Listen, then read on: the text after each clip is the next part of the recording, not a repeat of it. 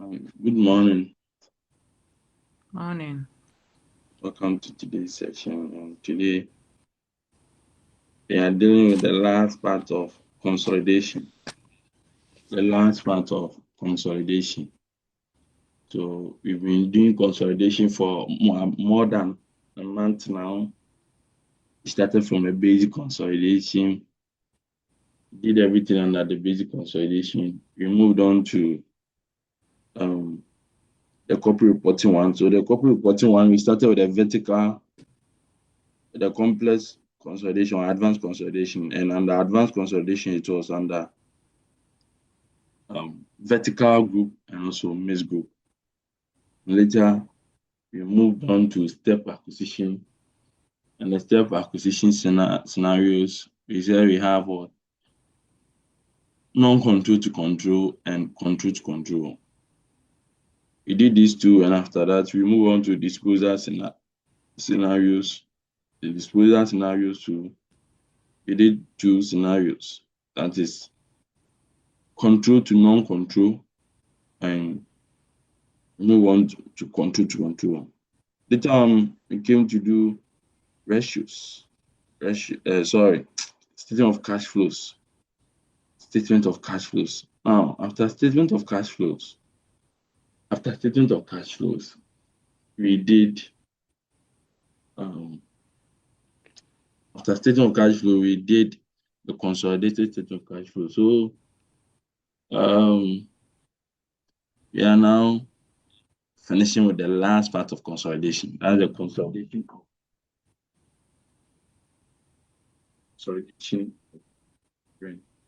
subsidiary.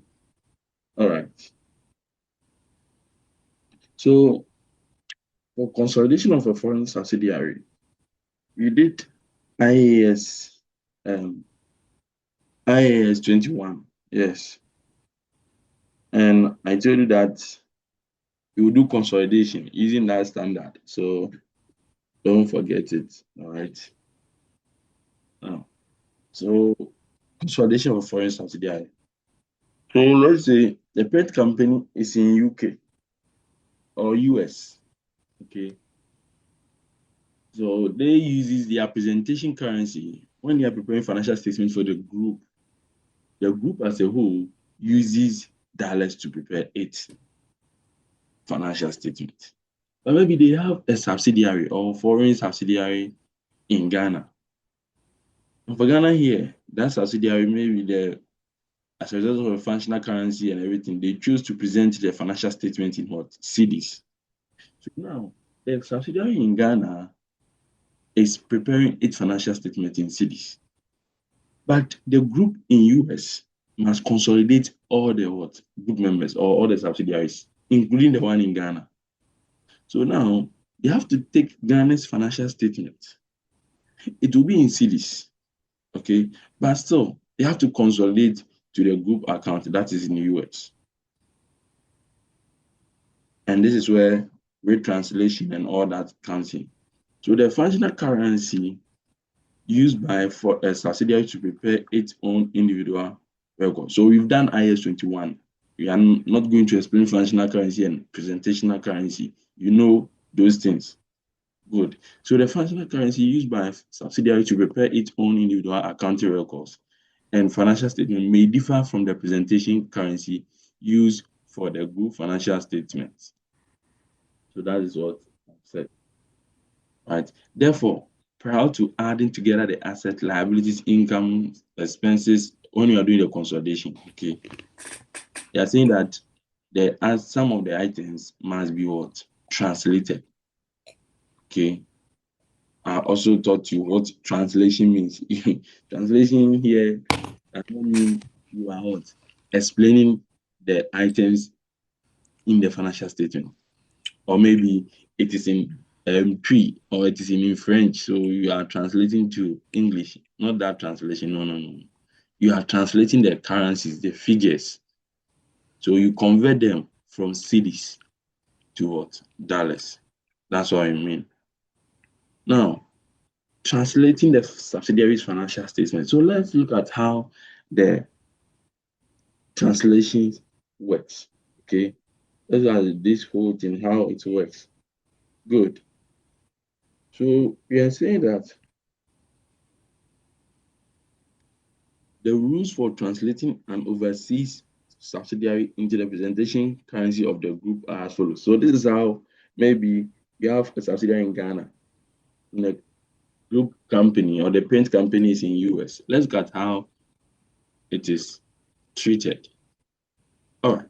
So we are saying that you translate their income, expenses, and other comprehensive income.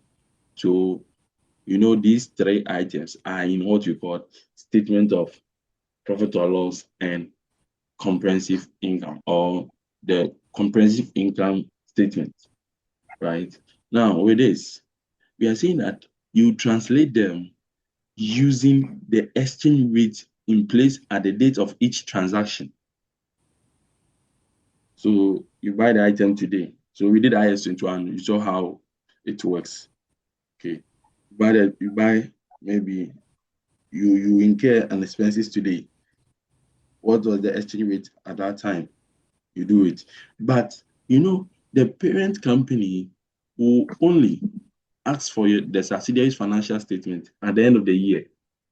So by the end of the year, the subsidiary might have prepared the income statement or the P&L. So the parent company cannot know the um, estimate rate, or if they are to use estimate rate at date of each transaction, it will become much complicated. So they will use an average rate for the year to translate these P&L items. Okay, they will use the average rate. Okay, average rate. So what is this average rate? Average rate is used throughout the year. So you know what average means. Okay, they will give it to you in the question. Always they will give it to you in the question. So that's not something that you should worry. Good. So take note with that.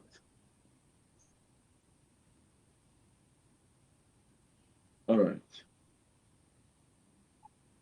So if you pick the P&L items, that one will be translated using the average rate. Using the average rate. And don't forget how we do the translation. Direct quote and indirect quote. We are saying that if you are converting from the highest currency to the lowest currency, we multiply. Let me remind you. So if you are in Ghana and you are converting dollars to Ghana cedis, Ghanaian cedis, that one you multiply by the exchange rate at that time. But if you are converting from lowest to the highest, if you are converting what? Ghana cedis to dollars, you want to buy something abroad, and they are saying that, oh, it is $1,000. All right. So you want to know how much you get in what? Ghanaian cedis. So that one you are converting from lowest to highest. So that one you divide. You remember what we did. You remember what you did. So you go to. So don't forget the direct quotation and indirect quotation that we did. So just know that if you are converting from the highest currency to the lowest currency, multiply by the exchange rate as at that date. If you are converting from the lowest to the highest, please divide. Please divide. And one thing about consolidation is that mostly your parent company will be in US or something like that, and the subsidiary will be in what? A lower currency country. So that one you always divide. But take note, if you are converting from highest to lowest, multiply by the exchange rate. From lowest to highest, divide. Okay, so we did this and the highest range, you know what I'm talking about. So that is the income P&L items for you. Now let's come to the statement of financial position. That's the asset and liabilities. So the assets and liabilities of this subsidiary will be translated using the closing rate of exchange. So we know what closing rate of exchange is. Okay. So that one is the exchange rate at the year end. Okay. So 31st December each year. So if your financial period ends on 31st December, on that 31st December, what is the exchange rate? Okay, maybe if you are converting cedis to dollars from lowest to highest, what is the rate as at that date? So you divide. Okay, so take note. So that one, assets and liabilities, you translate it using what? The closing rate of exchange. But for the P&L items, you use the average rate because these were used the rate that were used throughout the year. But the statement of financial position, we are talking about what? The closing period. Even if you forget everything, just remember that for the P&L items, you know it's yearly items. That's why we say profit or loss, statement of profit or loss and net for the year ended. For the year ended. So that one, you use the average rate. The average rate is the rates that were used during the year. They just find the average. So for P&L, we translate using the average rate. But for the statement of financial position, where we have the assets and liabilities, statement of financial position are prepared as at. That's why we have as at, not for the year ended. So that one, we always prepare it at the year ended, and that one is cumulative. Okay. So that one, you use the closing rate at the end of the date, at the end of the year. Now, you also translate the goodwill that you calculated for the subsidiary or the goodwill you have in the subsidiary if you are now acquiring it. So we come to the goodwill side. You explain it. So we are saying that goodwill should be calculated in the financial currency of the subsidiary according to IS 21. Now, we are saying that first of all, the goodwill, okay, will be calculated in the functional currency of the subsidiary. You know what functional currency means. So if it is in Ghana, you first of all calculate goodwill in Ghanaian cedis. When you are done, you translate it. When you are done, you translate it to what? The group's presentation currency. And with that one, you translate it at the reporting date and at the closing date. So you translate it using the opening goodwill and the closing goodwill. If there is impairment, you use average distance. So I'll not rush because I have the pro forma for goodwill at the end. Okay, goodwill translation. You come here, don't worry. So you translate goodwill. So all what you need to know is that for goodwill, just know you calculate it in the functional currency of the subsidiary. Now you translate it. Okay, you translate it at the end. Good. Now we are saying that the process of translating an overseas subsidiaries give rise to what? Exchange differences. So these exchange differences could be gains or what? Losses. And these gains and losses arise for the following reasons. All of the following reasons. All right. So, for this goodwill that I'm talking about, you have when we are calculating goodwill working history, you see sometimes if there is impairment, we have goodwill at acquisition. When we deduct the impairment, you will get goodwill at reporting. So goodwill at acquisition or goodwill at opening date, you translate it, okay, and you translate the goodwill at reporting as well using the closing rate. So that will be you get exchange gain or what? Loss. Right? The same thing applies to what? Maybe if there is a loan received or something. So we did exchange differences. Okay, exchange differences. And this one is not as a result of transaction. Okay, this one you are just translating the items.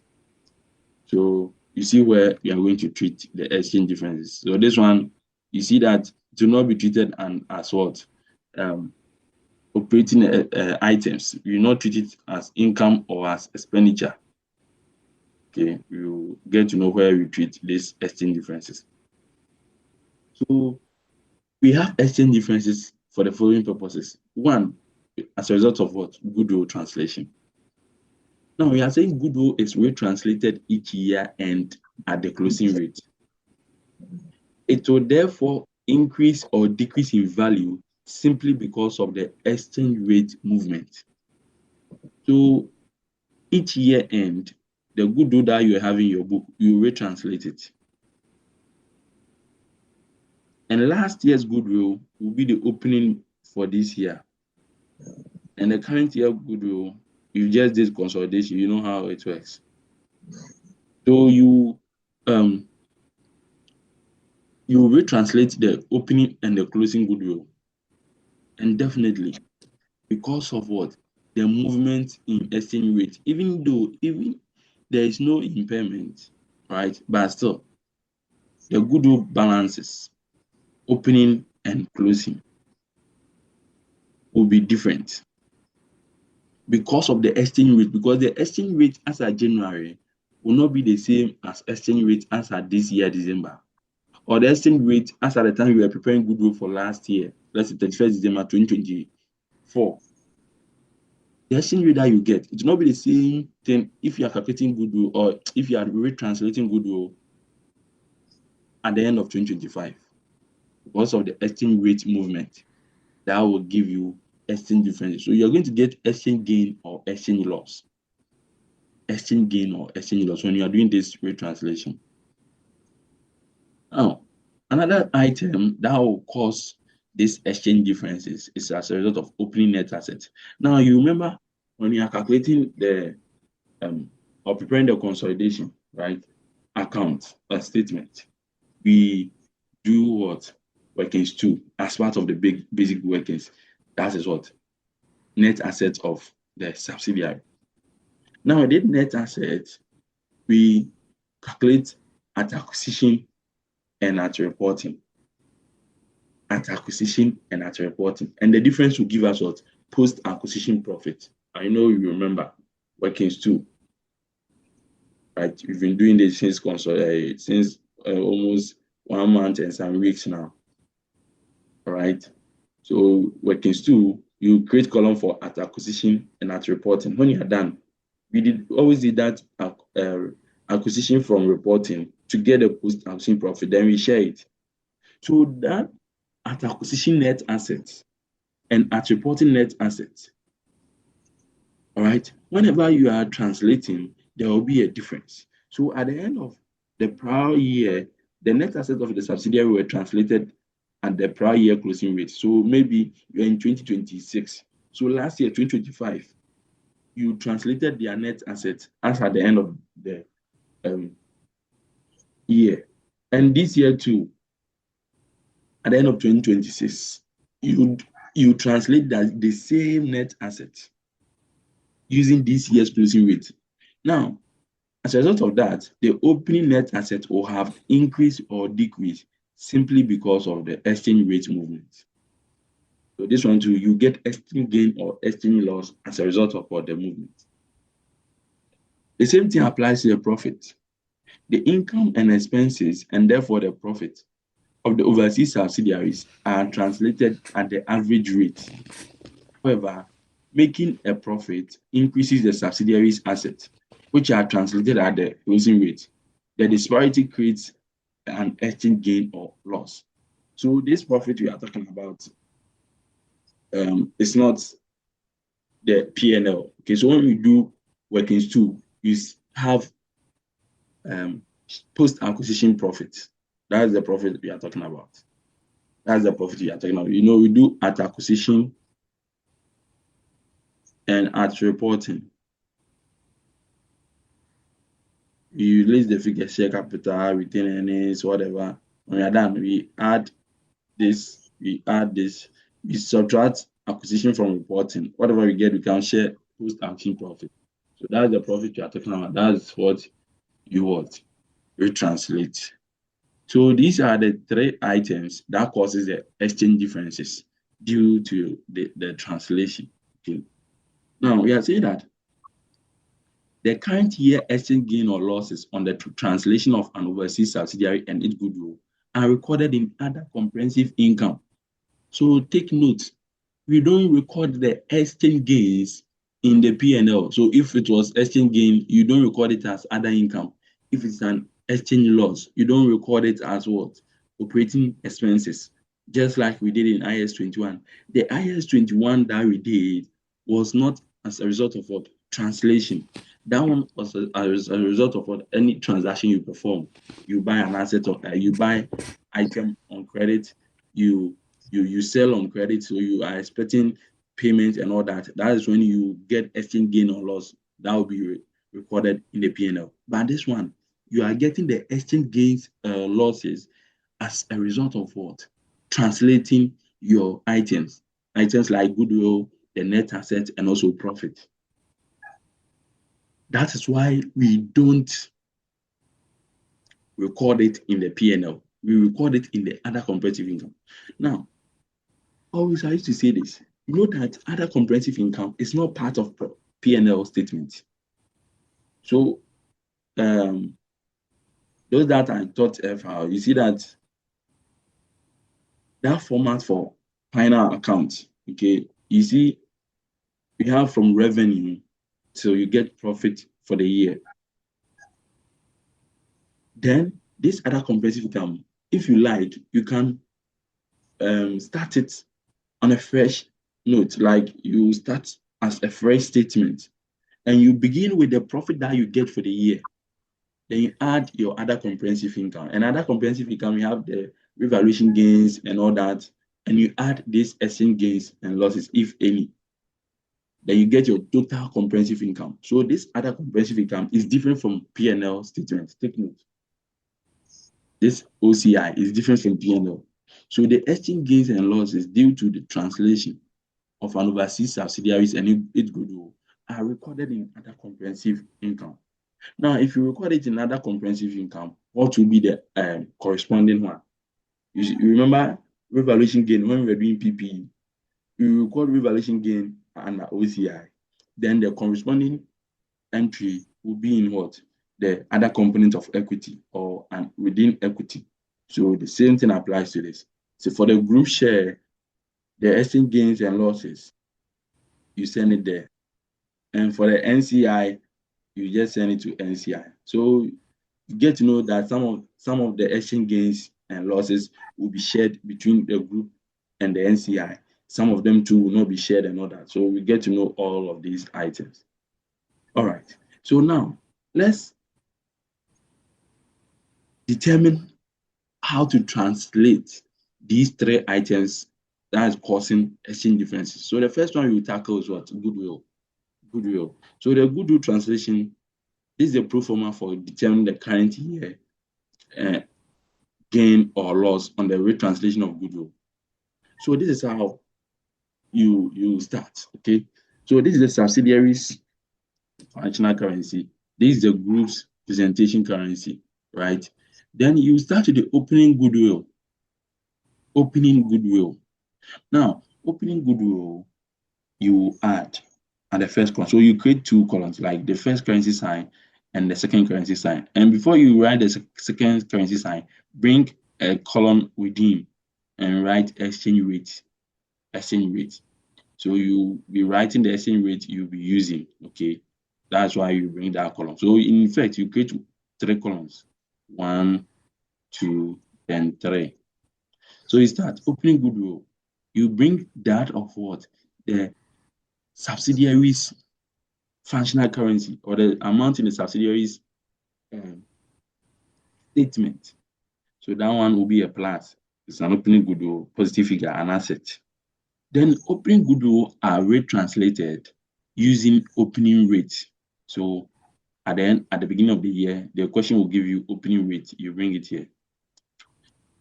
If there was impairment, you see it in the question, okay, as part of goodwill, you know how to calculate impairment. You know where you get goodwill. Okay, if the question says there is a goodwill, then that goodwill, you treat it as a negative because this one is a P&L item. Okay, impairment loss in the year, that one will be deducted from the opening goodwill. Now, the opening goodwill uses exchange rate called average rate because it's a P&L item. P&L item. So he uses average rate. So that one you deduct here as well. Here you added opening goodwill. So when you translate it, you add. Impairment in a subsidiary, it was deducted. So if you translate to, you deduct. Now, you leave a line and bring the total balance. And the total balance will be the closing goodwill. Now, you know where I'm coming from, right? When we're doing workings 3, we have goodwill at acquisition. If you deduct impairment, you have what? Goodwill at reporting. If you don't have impairment, the same goodwill at acquisition becomes the same goodwill at reporting. So if there is no impairment, the goodwill at acquisition becomes the goodwill at reporting. But when you translate, it will give you different figures because the opening one uses the opening rate, closing one will use the closing rate. So you bring the closing goodwill to, then the closing rate, you will translate to get what? The balance. When you are done, you find the net. We just did consolidation. You know how to find the balancing figure. So the balancing figure, if you get positive, it's an exchange gain. If you get negative, it's an exchange loss. All right? If you get positive, it's an exchange gain. If you get negative, it's an exchange loss. Good. Now, we are saying that if the subsidiary was purchased part way through the year, okay, through the current year, then substitute the opening goodwill for goodwill at acquisition. So you know, and that is what is going to happen, right? The goodwill that we calculate when we are doing consolidation, unless the subsidiary was purchased several years ago, okay, unless the subsidiary was purchased several years ago. Other than that, we always have goodwill at acquisition. Now, without goodwill at acquisition, substitute it for opening goodwill. So if you have, maybe you purchase the goodwill, the subsidiary in the current year that you are dealing with. So you now work with opening goodwill, right? You work with goodwill at acquisition. You add it here and you bring the goodwill at reporting. Now, this opening rate will not be used. You will use the rate as at that date of acquisition, right? So all what I want to say is that if the subsidiary was purchased part way through the current year, then you substitute opening goodwill for goodwill at acquisition. So the goodwill at acquisition will then be translated at the rate of exchange on that acquisition date. So the question will give you, be mindful of the dates. On the acquisition date, the question will give you the rate, reporting date, any date that it is important, they will give you the rate. So sometimes you can have about 4 rates at the end of the question. Good. So it is also important to pay attention to the method of goodwill used. So we use 2 methods. I taught you 2 methods. We have the proportionate and the fair value or the full method. And just as you treat impairment, okay, when we are doing the basic, if there was impairment in a goodwill, we said that if you use the full goodwill or the fair value method, you share the impairment between NCI and the group retained earnings. So whenever there is impairment in the fair value method or the full goodwill, we used to share the impairment workings 4 and workings 5. The same thing applies to this goodwill translation, the exchange gain and losses. So if whether you get gain or loss, you must share it between NCI and also the group. If the goodwill was calculated using the full goodwill method or the fair value method. So if the full goodwill method has been used, gain and losses, exchange gain and losses will need to be apportioned between the group workings 5 and the non-controlling interest workings 4. We also learned that, and as part of impairment calculated from the goodwill, he said if you use the proportionate or the partial goodwill method, when we were learning the basic, we said that we don't what? Share the impairment between NCI and the parent. When you're using proportionate, you just send the whole impairment to the group. The same thing applies to this exchange gain and losses due to retranslation. So whenever you are using the proportionate method. The question told you that, oh, the goodwill was calculated using what? Proportionate. We are saying that the exchange gain and losses is attributable to workings 5, or you send everything to workings 5. That one, you won't share this exchange gains and losses.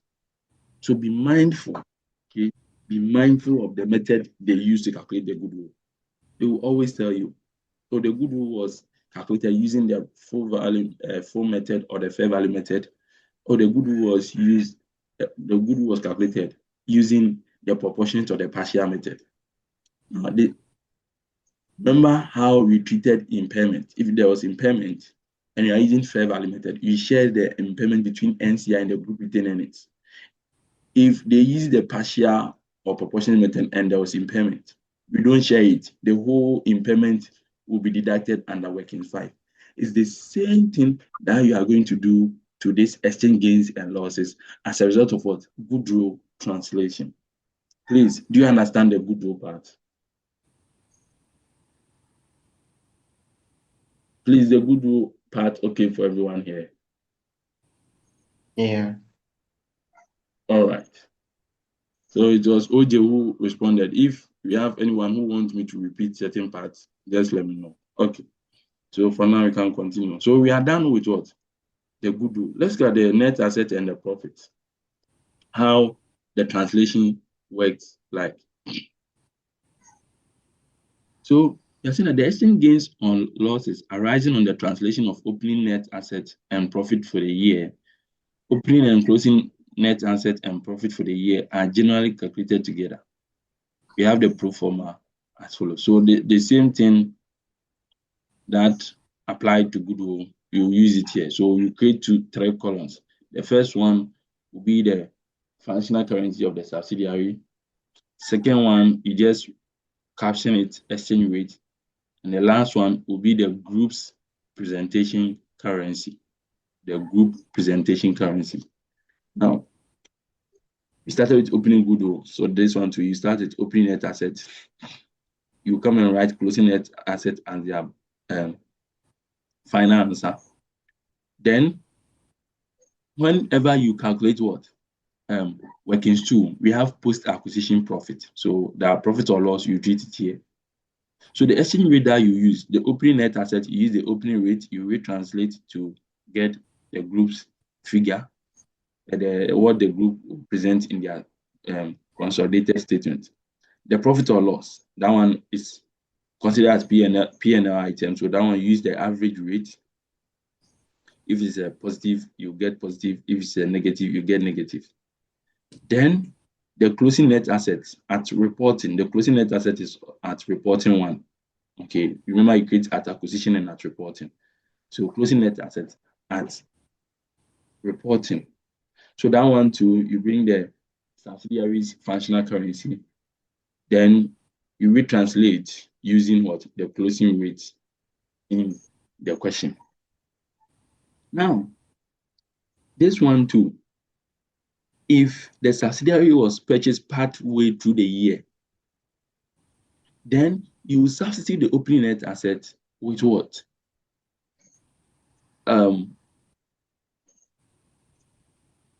At acquisition, okay, or the acquisition net asset. You know, when we are doing workings too, we always start with what? At acquisition and at reporting. All right. So this opening net asset, you substitute it for this at acquisition. So you do net asset at acquisition instead of opening net asset if you have acquisition, right? Then the opening rate will not be used. You use the rate at the acquisition date. Simple. That's the only thing. It just as like we explained for goodwill. So we are saying that if the subsidiary was purchased partway through the current year, then substitute opening net asset and opening rate for acquisition net asset and acquisition rate. The gain on losses, okay, the gain or loss, exchange gain or losses is apportioned between the group and non-controlling interests based on their respective shareholdings. So with these gains and losses, that one you will share it between group and what? NCI, regardless of the method that was used. Take note, for this one, you are going to share the exchange gain or losses between workings 4 and workings 5, regardless of the method that you use to calculate what? Goodwill. Because this net asset has nothing to do with your goodwill. So whether you use partial or the full method, whenever there is exchange gain, share it between NCI workings 4 and group or consolidated retained earnings workings 5. If you use proportionate and there is exchange gain or loss, share it between what? The workings 4 and the consolidated retained earnings. So you see, for goodwill, when you are sharing the exchange gain or losses, that is when you pay attention to the method that they use to calculate the goodwill. If it is full goodwill method, you share the gains and losses between the workings 5 and workings 4. If they use proportionate, you don't share it, everything straight. Or if it is an exchange gain, the whole figure will be added to workings 5. If it's an exchange loss, the whole figure will be deducted in workings 5. Take note. Take note. All right. So please, who is having a question up to where I've explained to? Are you okay with the net asset and the profit as well? Hello. Are you Yes, okay? yes, yes. Okay. So let's look at the exchange differences on the statement of financial position. Exchange of what? Exchange difference on the statement of financial position. Now we are saying that the exchange gains and losses arising from the translation of goodwill and the subsidiary net asset and profit are attributable to the group and normally held in what? Translation reserve, a separate component within equity. So these exchange gains and losses that will apportion to workings 5, group retained earnings. We are saying that you add or you bring a separate line item called translation reserve. Translation reserve. Okay. Bring a new item called translation reserve. Translation reserve. Or you can just leave it in what? The workings 5. All right. You can leave it in workings 5, just as we did for um, disposal and acquisition scenario. When you see, whenever we have increase in other components of equity or we have a decrease in other components of equity, we said that you can treat it in workings 5 or you can treat it as a separate line item within equity. So the same thing applies to the exchange differences. So the one that is for the group, you see, you share it between the group and NCI. So we are talking about the group's portion here. So the group portion will either be held in a translation reserve as a separate component within equity, or you just treat it in working 5. That is all. That is all. So let's look at the monetary items and non-monetary items at year end, how we do the translation. Now, I explained what monetary items are and what non-monetary items are. You remember we did IS 21, so I'll not explain that one again. So that one, we are saying that currencies held and assets or liabilities to receive or paid in currency. So we said the monetary item, we have cash, receivables, payables, loans, and all that. And these monetary items are retranslated using the closing rate. So all the monetary items in your statement of financial position, will be retranslated, okay, using the closing rate or the year-end exchange rate. So that one, you not open workings for it. You do it on the face of what? The consolidated statement of financial position. All right. If it is the P&L, you use the average rate. But monetary items, the statement of financial position, that one use the closing rate. But the non-monetary items, that one, the assets and investment, long-term investment on current assets and all that. So you are saying that do not translate, do not retranslate. That is, you leave it at a historic rate. We are saying that you only retranslate non-monetary items like non-current assets due to what? Revaluation or fair valuation. I said it in IS 21. We even solved question on it. So for non-monetary items, you don't translate at the end of the year, but you translate each figure whenever there is what? Revaluation. Because whenever there is revaluation or fair valuation, it is a subsidiary who record it in their book that, oh, there was a fair valued amount of, let's say, 50,000 Ghana cedis. Now that fair valuation of that revaluation, okay, when the group is also consolidating their statements, you have to capture the revaluation. So that revaluation must be what? Retranslated. So you don't retranslate because of the PPE figure. No. Or the non-monetary item figure. But you retranslate due to what? The revaluation or the fair valuation that occurred. All right. So let's take note. Let's take note. We are saying any exchange difference arising on the retranslation of monetary items must be taken towards statement of profit or loss in the period in which it arises. So that one is when we did what we did under IS 21. Okay. So whenever you purchase and you have to pay later and there is an increase or a decrease, that one, is what? An exchange loss in the operating expenses. That's what we did in IS 21. If you forgotten, kindly revise. Okay, so because we can't go back. Yes. So it's the monetary item, the exchange differences. When you are retranslating, that's when you treat it in a P&L. But for the goodwill, net asset, and all that, you don't record their exchange differences or exchange gains or loss in the P&L. That one, we record it in NCI and also group retained earnings. And for the group retained earnings one, the workings 5, the one that belongs to the group, the exchange gains and losses that you apportion to the group, you can choose to leave it in workings 5, or you can just take it out of working 5 and present it as a separate line items as part of equity. As part of what? Equity. All right. Now let's talk about the subtopic, other foreign operations. Now the rules that we've discussed do not only apply to subsidiaries, they also apply to associates. Okay. So don't think you only retranslate the subsidiary figures. No, if you have associate too, that one you do the same thing. All right. So I'll try to see if you get a question on it, but if there will be a question, it will not be on other foreign operations. It will only be on what?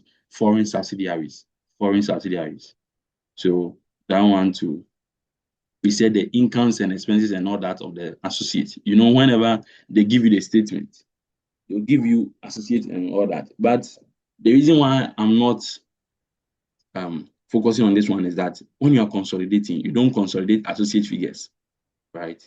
But maybe you want to calculate the profit in the group, the parent currency, the presentation currency. So that one, if it's a P&L items, you translate the associate figures using the average rate. If it's in the statement of financial position, assets and liabilities, you use the same closing rate like we did for subsidiaries. Then these ones, their exchange gains and losses are also recognized in other comprehensive income. Other comprehensive income. Now, whenever you have disposals, you are seeing that on the disposal of a foreign subsidiary or a foreign operation like the assets, right? Whenever you dispose of your interest in the associate foreign operation, the cumulative exchange differences recognized as other incomes and accumulated in separate components of equity becomes realized. So you see the exchange gains and losses that you recorded in OCI and also as part of equity component, right? You see that whenever you dispose of your interest in the subsidiary or the associate, those things that you recorded, the exchange gains and you recorded becomes what? Realized. Therefore, in the year that you disposed the foreign operation, you reclassify that gains you've accumulated in the separate component of equity. You reclassify it to the P&L as what? Profit or loss on disposal on foreign operation. So that will be profit. If it was exchange gains that you have been accumulated due to what? You have been accumulating due to this retranslation. Okay, maybe year 1, year 2, year 3, you've been retranslating every year, whether associate or subsidiary.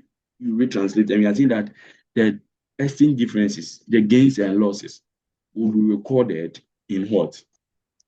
The OCI, other comprehensive income, and also you treat it as a separate component in the group, like translation reserves and all that. So this transitional reserve, whenever you dispose your interest or your shares in the subsidiary or the associate, those gains and losses you recorded in the translation reserves becomes what's realized. So as at that date of disposal, if you have exchange gains or the figures in there are positive, you are saying that you treat it as a P&L item and name it what? Profit on disposal of foreign operation. If it was a loss, you classify it under that profit or disposal of operations or that subsidiary or associate.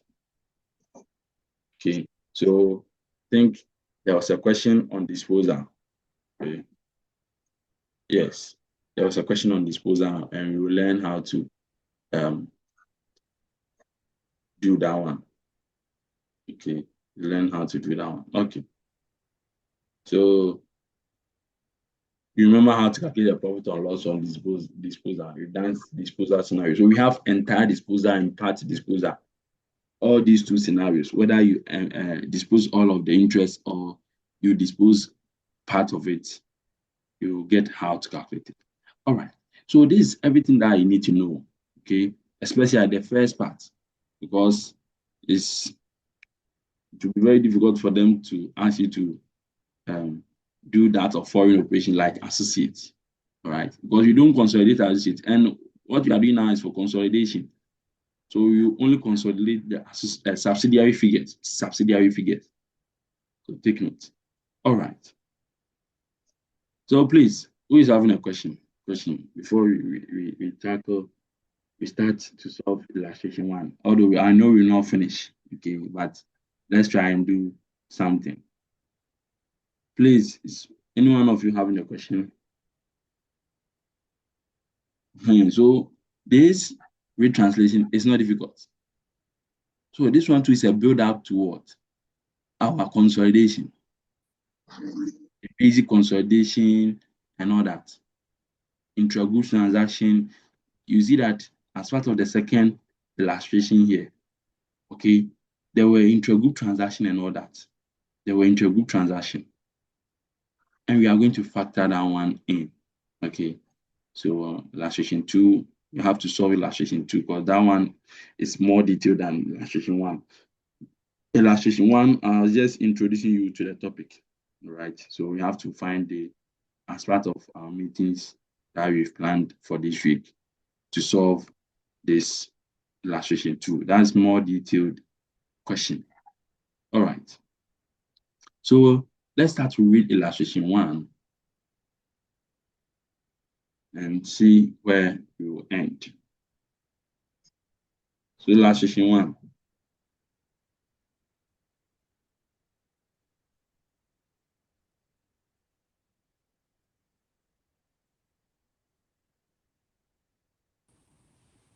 Hello, illustration 1.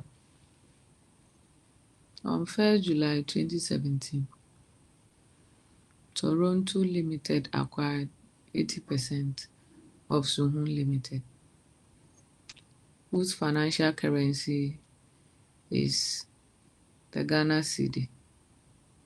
The cost of gaining control was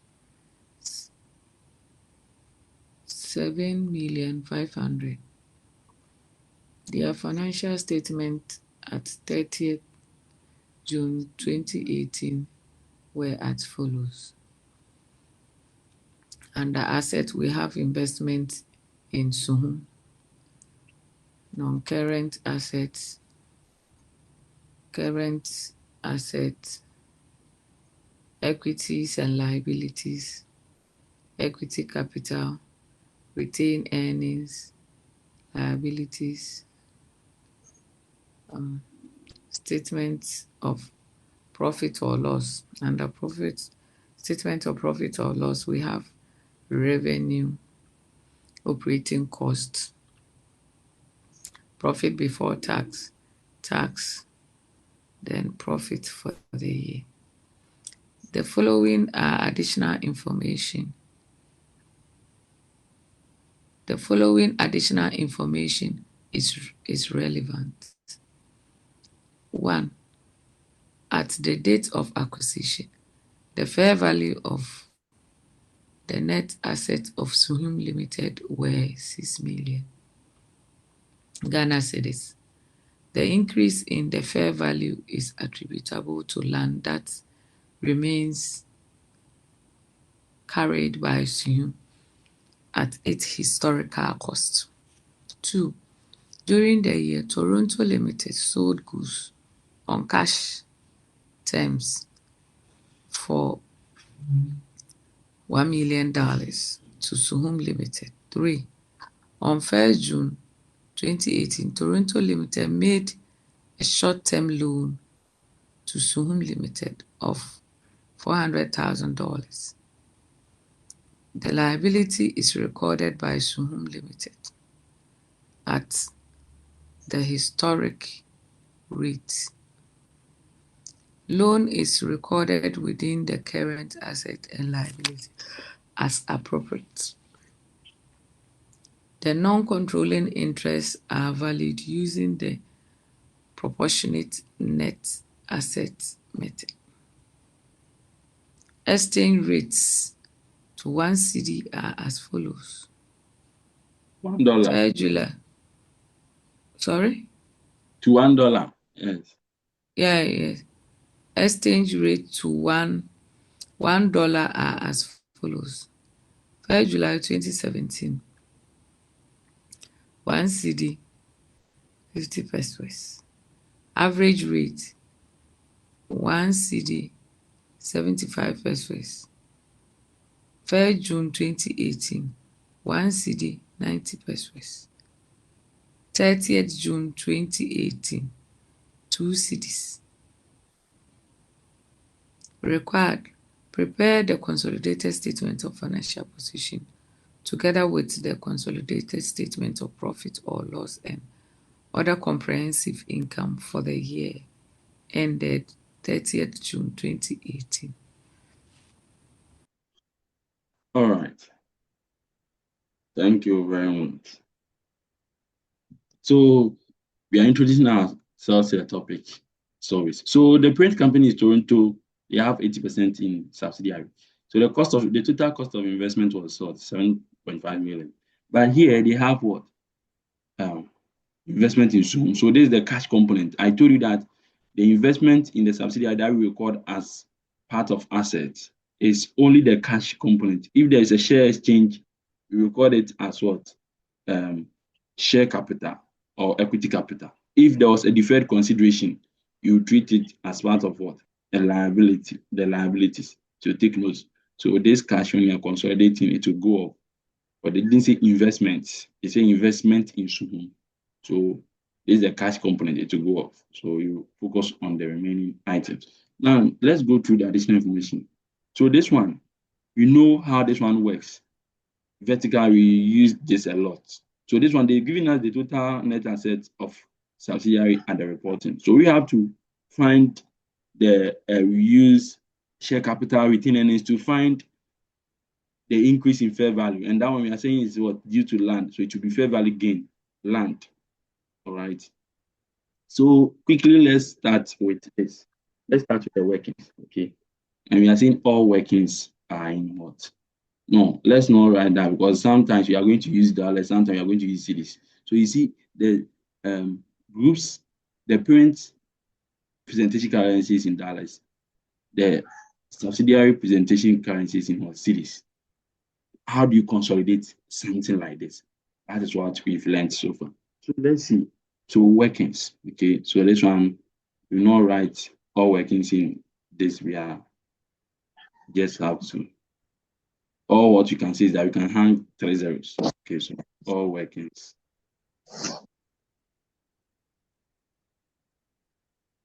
So when we get to the items one by one, we just show the statement there. So first of all, this one, let's do the statement of financial position first. So we start with what? The group structure. And the group structure, the parent company is Toronto.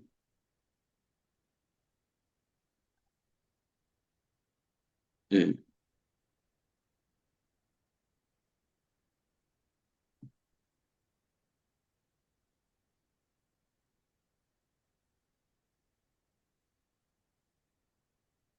the subsidiary is who?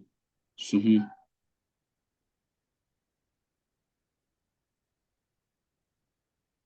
Toronto Limited acquire 80% of Suhum Limited. NCI becomes what? 20. So the acquisition date, as in on 1st July 2020, 2017, right?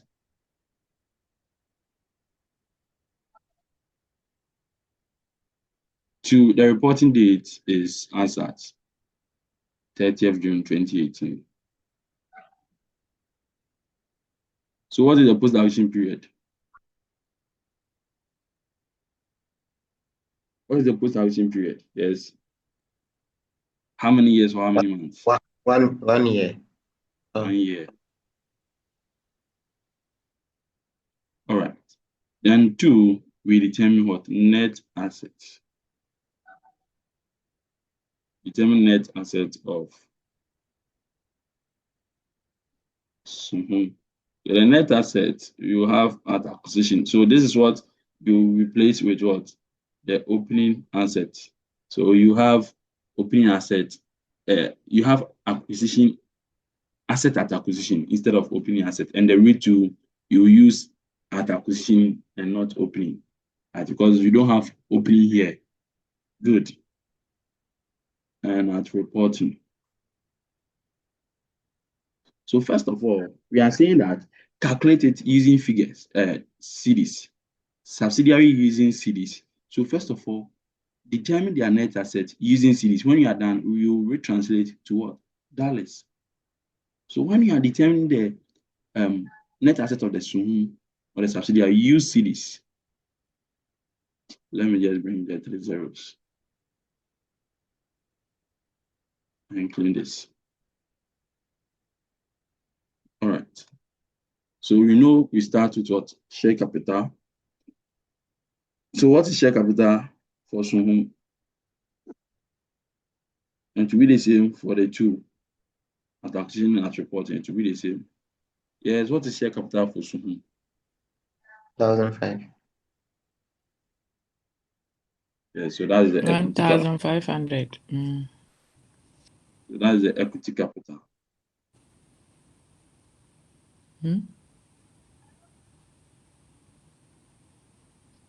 All right.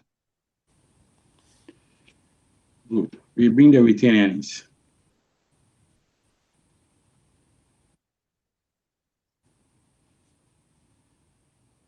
The retained earnings, you see, they only gave us in what? The statement of financial position. So that one becomes what? At reporting, 2005. One will ask, what is the retained earnings for acquisition? They did not give us retained earnings at acquisition in the additional information. So they did not give us in additional information or the preamble, right? We don't have retained earnings on 1st July 2017. We don't have retained earnings at this. Now, how did they determine retained earnings?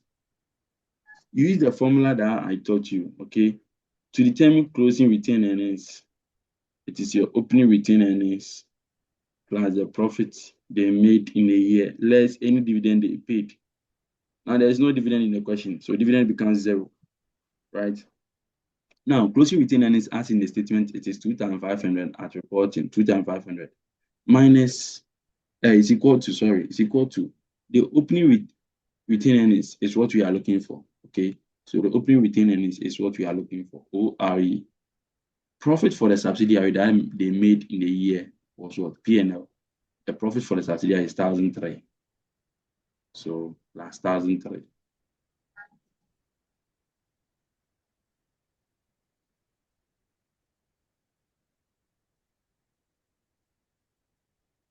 No dividend. Dividend is 0, right? So make ORE the subject. How do you make ORE the subject? ORE will stand here, 2,500. This one will cross to become negative. It's a positive. It will cause 1,003. So what will become the opening retained earnings? 1,002. 1,002. So your retained earnings at acquisition becomes 1,002. So that one, we did 2,500 minus 1,003. Please, I hope I understand. This formula is very important. So, and it's not anything difficult. If you really understand accounting, retained earnings are accumulations of what? Profits after paying your dividend. So if you want to know retained earnings at the end of 2026, we are not done with 2026, we are still in June. But let's say you want to know, we are done with 2026, you want to know the retained earnings as at 2026, as at December 2026. It will be the retained earnings we were having at the end of 2025. And that one will be the opening for 2026, so opening retained earnings. Plus the profit that you've made in the year. When we add this to, we deduct any dividend that you will pay in 2026. And these three items will give us the closing retained earnings or the retained earnings as at 2026. So that's what we do and do the statistician and all that. We've been using it under ratios, consolidation, even the cash flow that we did and all that. We used to get the dividend. We use that one to check the dividend paid or determine the dividend paid. So please take notes. It's not difficult. All right. So this is how you determine your retained earnings. Now, apart from this, there was no unrealized profit. There was no any intangible asset that was not recorded and all that. So leave a line, like what we used to do. The question, because of this, where is it? Because of the first additional information, they said that at the date of acquisition, so as at acquisition, the fair value of, know that all the assets and liabilities and all that are treated using the net, the fair value. Before we move on, I almost forgot one thing. Okay, and that one must be done right after this incoming. The exchange loss or gain, the loan that they acquired. Okay, coming.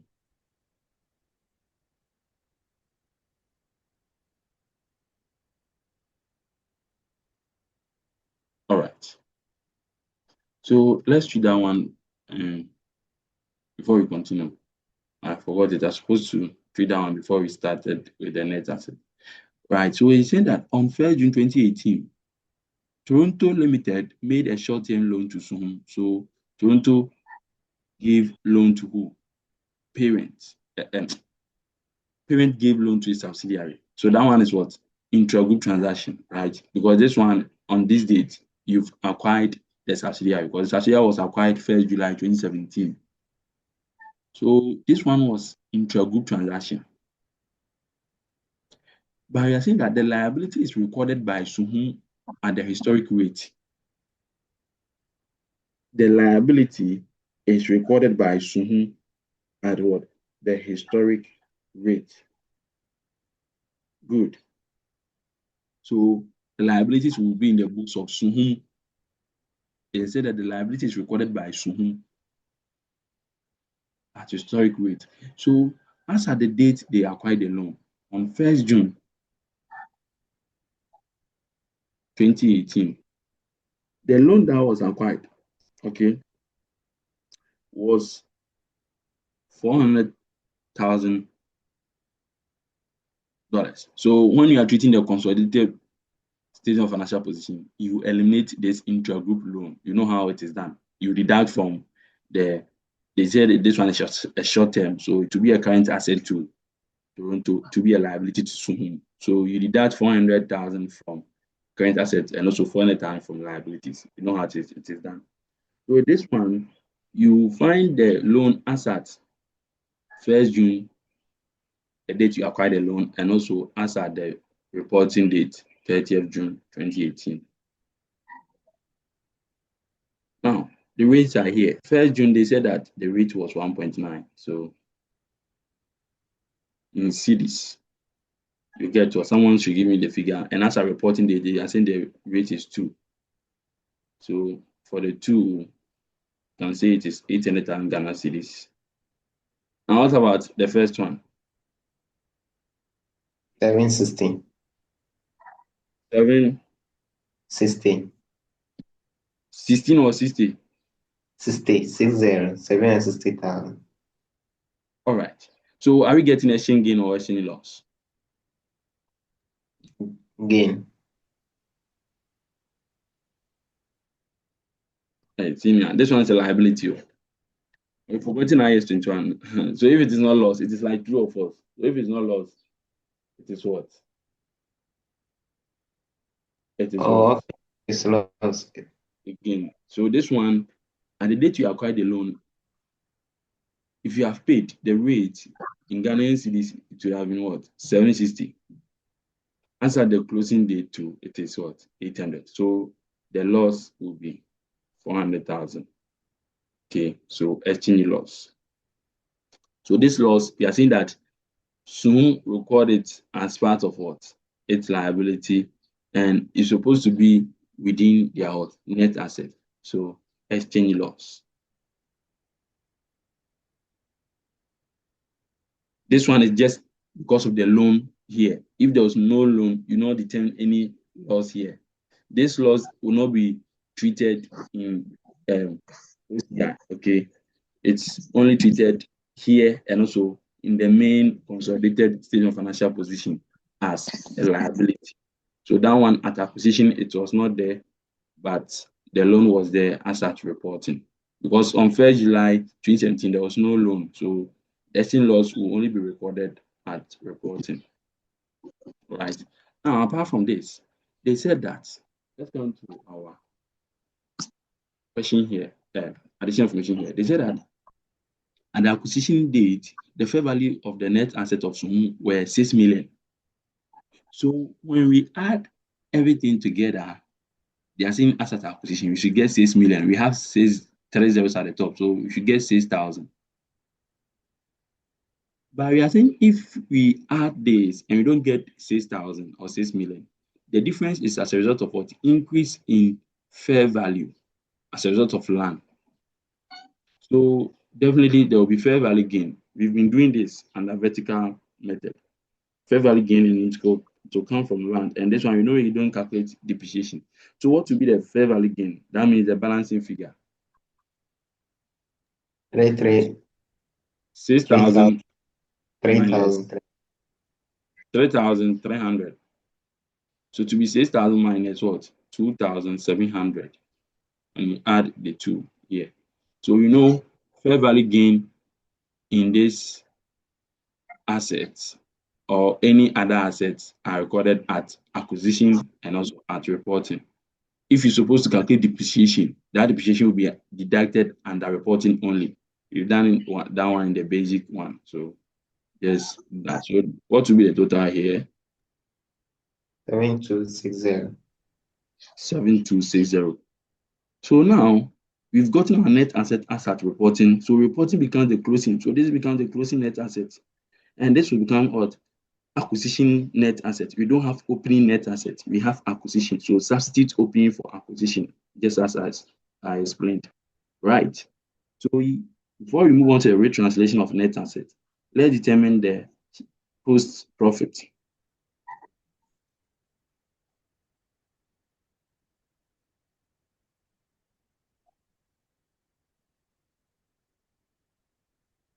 So it was 7,260 minus what? 6,000. And mind you, everything that we are doing is in cedis. Okay, so this one, let me just add the zeros.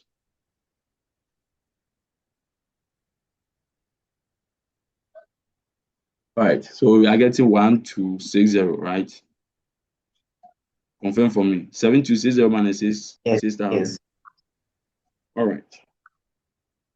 So whenever you get this, don't share the profit using Ghanaian cedis because the group will record it as dollars. So translate this profit. So it will be from Ghanaian cedis to what? Dollars. So what do? Do we add, do we divide or we multiply? We divide. We divide. So we divide it by the rate. And what will be the rate? The closing rate. No, that one is post-acquisition profit. So look at the item you are translating. Post-acquisition profit Average. uses the average rate. You say the P&L, anything profit, you use average rate. You've forgotten. So take note, that one uses what? The average rate. So what will be this one in dollars equivalent? So what will be the share of post-acquisition profit in dollars? $720. 720,000, right? Yeah. Good. So you share this profit now. So share of post profit. So parents, now is Toronto will get 80% of this $720. And that one will be NCI will take 20%.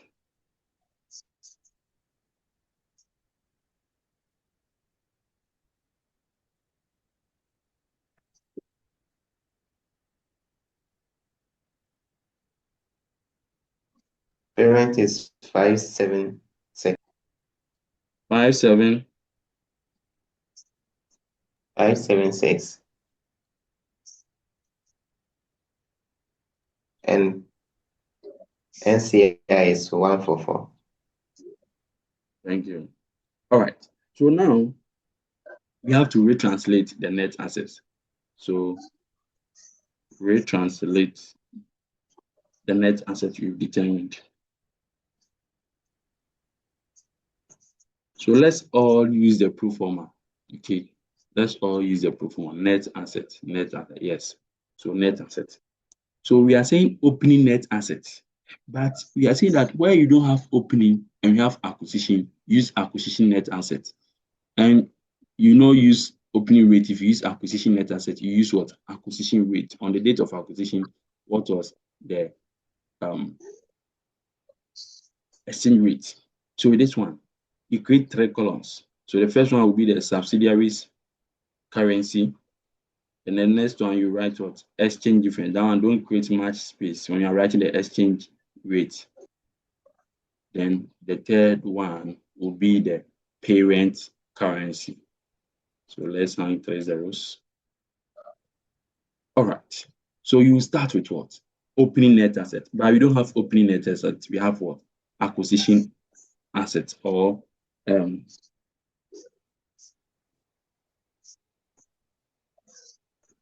yes, acquisition net asset. So acquisition.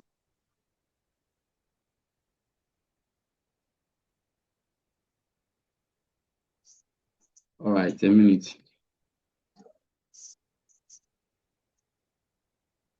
So what was the acquisition date?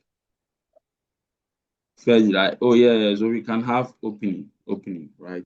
We can have opening because the opening will be the acquisition date.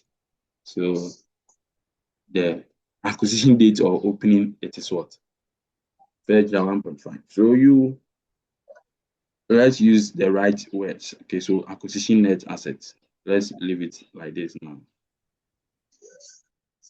So acquisition net asset, as at the date we acquired the subsidiary, what was their net asset? It was what? 6 million or 6,000 in cedis.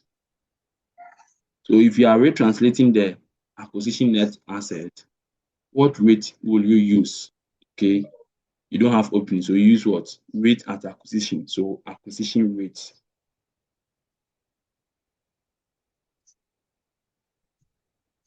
Right now, we had profit. All right, we had profit. So this profit is the post-acquisition profit. Let me write it like that. Other than that, you would think is the P&L profit. No. So post-acquisition profit.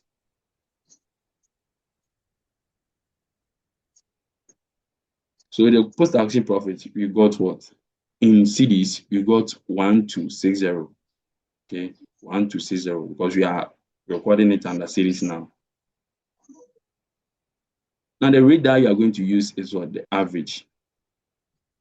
This one we've already determined as what? 720. We've already determined it as 720. 720. Now, that one we use the rate 1.75.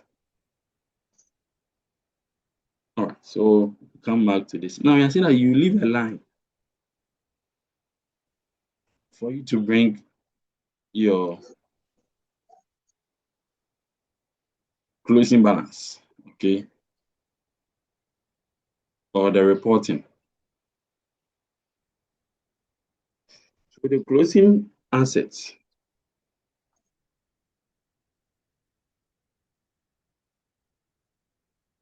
is the same as at reporting. So the closing net assets, as at reporting, what was their net asset in cedis? 7260. The same as what? Reporting net assets, 7260. Right? Now, what will be the rate that you use to convert?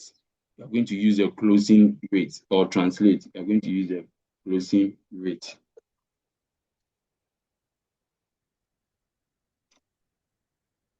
Closing rate.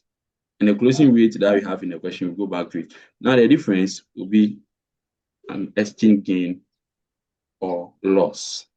So let me write. When we get gain, I'll come and do that. So here, nothing will come here for the exchange gain or loss. So that is the pro forma we have here. Right? It's not difficult. It's not difficult. So let's get the rate now. Now, acquisition rate. So the date, be mindful of the date. Acquisition date is what? 1st July 2017. So that is the acquisition rate, 1.5. The closing rate is after the closing date, 30th June. 30th June, it is what? 2 cedis. Sorry, 2.00. So let's all translate the figures. So translate this for me. The net acquisition net asset, the first one. So you are That's 400. yes. So you are translating from lowest to highest. So you divide. You said 400. 400. Yes. Yeah, 400. Hey, 6,000 more. 6,000 cedis. The rate is just 1.5. Oh. Yeah, then 4,000. Sorry, 4,000. Hey, OJ. Okay. So we've already translated the profit here, 720 is this here. So let's translate the closing net asset or the reporting net asset. That's 3630.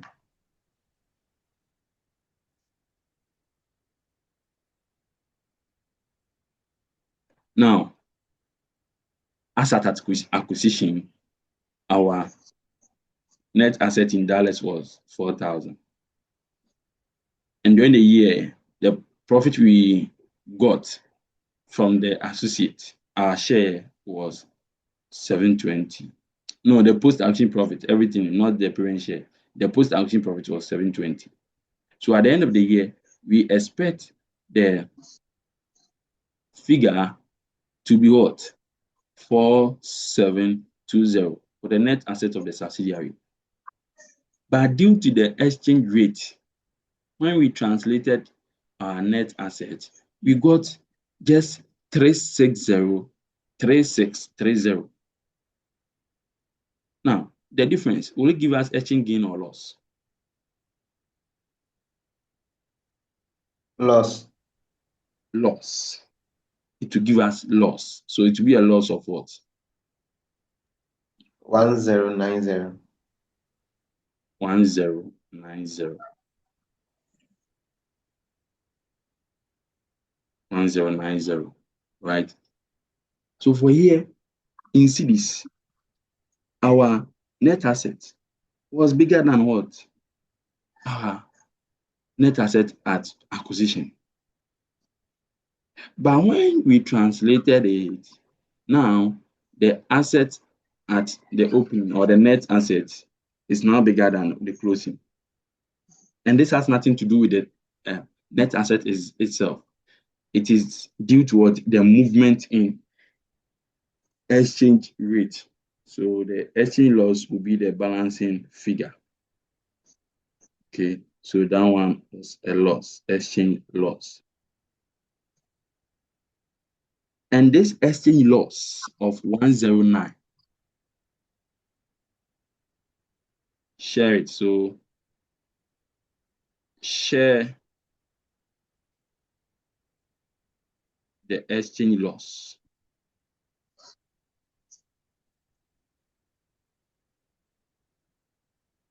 $1090 between NCI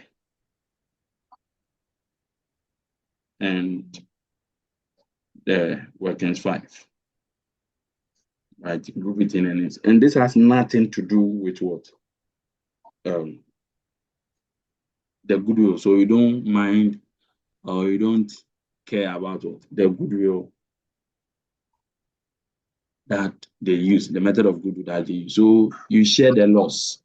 So share of exchange loss.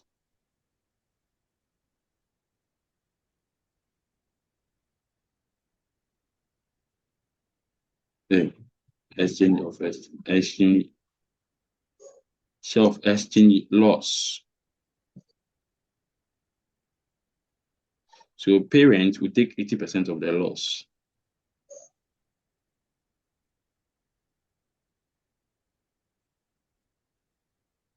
NCI will take 20%.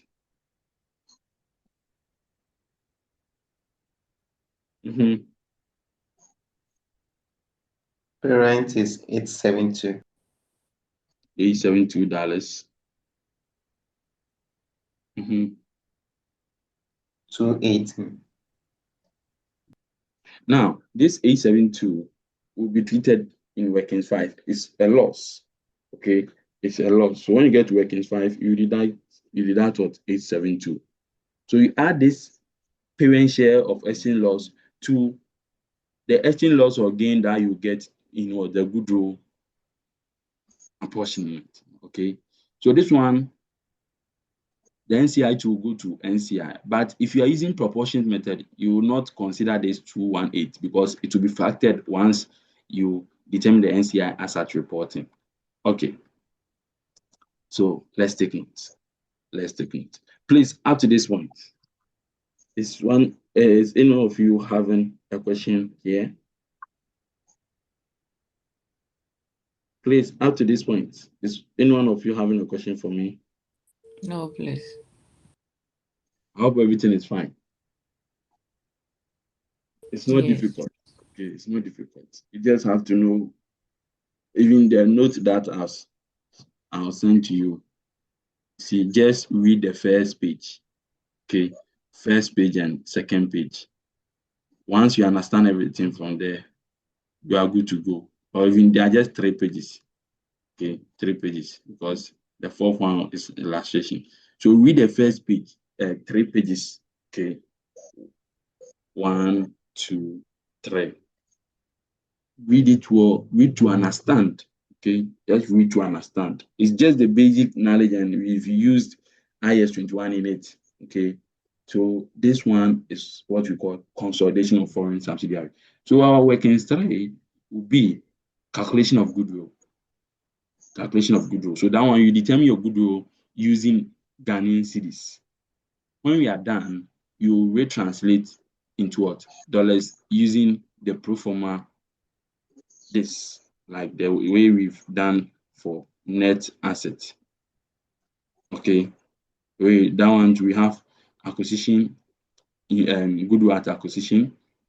You bring it here, you convert it using the acquisition rate, then you, the post profit will be replaced by what? Impairment. If there is impairment, bring it there. If there is no impairment, leave it. The closing net assets will be the goodwill at reporting. If there was no impairment, the closing goodwill will be the same as what? Acquisition goodwill. But the retranslation will give you different figures. So the difference will also give you exchange gain or loss. Then that exchange gain or loss, you will share it depending on the method used in what? The work. We are saying if they used full goodwill method, the gain or loss that you get, you share it between workings 5 and workings 4, group within earnings and NCI. If the proportionate goodwill method has been used or partial, then all the exchange gains or losses you get on this goodwill rate translation will be attributable to the parent workings 5. So with this calculation that we are using, they said that they uses what? Proportionate net asset method. So after calculating a goodwill using the proportionate net asset method, the after which you what? Translate it, retranslate. Whenever you retranslate, if you get exchange gains or loss, this one you are using proportionate net asset. Proportionate net asset, we don't share impairment. So this one too, don't share the exchange gain. So the whole exchange gain or loss that you get will be sent to workings 5. NCI will not get a share of it because of the method, proportionate net asset method. But if we were to be fair value or the full goodwill method, that one, the exchange gain or loss that you get due to retranslation of goodwill will be apportioned, okay, to this NCI and within it. All right. So this is where time will permit me to end the class. Let me end it so that we find a day to continue. So if there's no question, we'll meet another time to continue. Thank you.